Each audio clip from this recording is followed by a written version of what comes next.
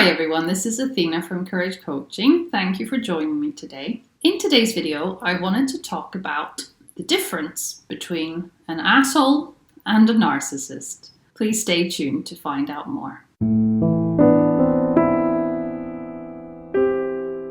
So, there are many people in this world that can be really horrible, that can be complete assholes, that can be maybe a bit selfish, or that may come across as not very nice.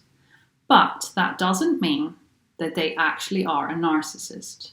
And let's be clear when we say narcissist. When I talk about narcissists on this channel, I am talking about somebody who has narcissistic personality disorder. This is very pervasive and it doesn't change.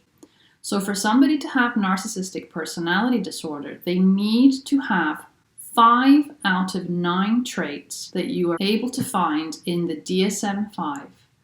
And if they do not meet these 5 criteria, then they don't have narcissistic personality disorder.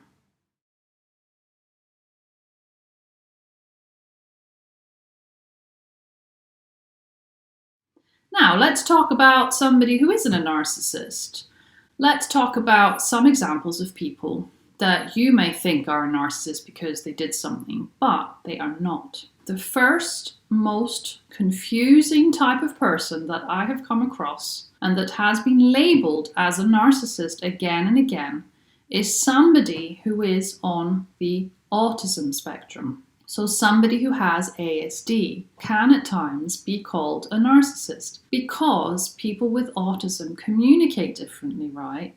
And they do struggle with empathy and with understanding social cues, and they may come across as really cold and as not very nice, right?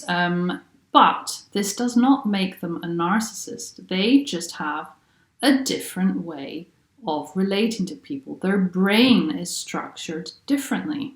I'm not saying that their behaviors can't be as hurtful as somebody with narcissism. A lot of people in intimate relationships, partners of those with ASD, can actually struggle quite a bit because of these difficulties, the rigid way of thinking, the lack of empathy, not being able to pick up on social cues. Just certain things that people with autism struggle with can be quite hurtful for a neurotypical partner. However, this does not make them a narcissist. Now, the second type of person, which you may think is a narcissist, is somebody who is rather selfish. Now, selfishness does not equal narcissism. We are all selfish to some degree. We all have the right to say no to somebody because we would rather do something else, or because we've made plans, or because we are having a self-care day. There are many, many things that will make somebody selfish. That does not make them a narcissist, however. And also, if you disagree with someone, does that make you a narcissist? Well, of course it doesn't. We are all entitled to our own opinions. We are all allowed to disagree with other people. And even if our opinions are completely the opposite and we disagree all the time, again, that does not make us a narcissist. Another thing that you may think equals narcissism is when you come across somebody that talks about themselves all the time.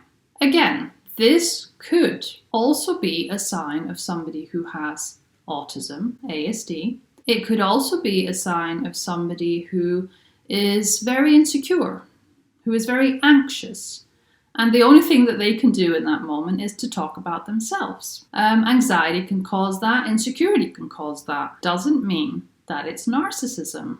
The difference is when you hear somebody talk about themselves, but at the same time they are trying to promote themselves as being better than everybody else. That definitely is a sign of narcissism, because if you're promoting yourself and you're going around telling everybody that you're better than everybody else, then that's not really normal, is it? Another important thing that you may come across is that there may be occasions where you hold somebody accountable for something that they've done and you notice that they don't actually accept responsibility for what they have done. Now, again, this isn't good. We should always accept responsibility if we have done something that is wrong, if we have done something that has hurt somebody. Accepting responsibility is just a very normal part of being an adult, right? It's just what you do. But sometimes people just don't agree with you. They don't think that they are wrong. They don't think that they have done anything wrong. And that doesn't make them a narcissist. It just means that they don't agree with you. It just means that they don't think that what they have done has actually caused that much damage that they have to apologize. Sometimes people don't admit responsibility because they feel really, really insecure. And because they feel really insecure, they think that by admitting responsibility, that the person is going to look down on them, or they will feel more ashamed about whatever actions they are responsible for, or whatever it is they did. So sometimes insecurity means that somebody will not be accountable, but that again does not mean that they are a narcissist.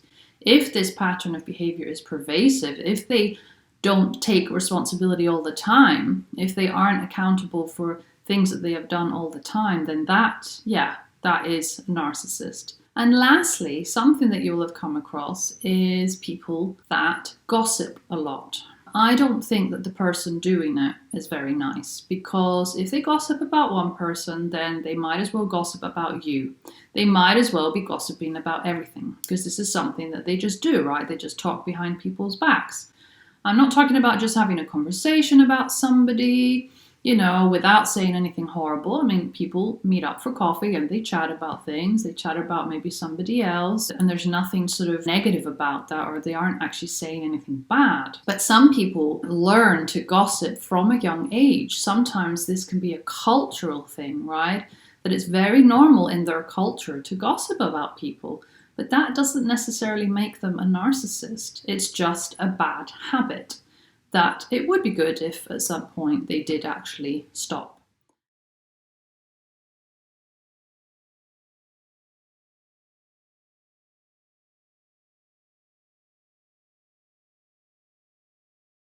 Great. Thank you so much for watching and for listening today. I hope you found this video useful, and I will see you very soon in my next video. Take care.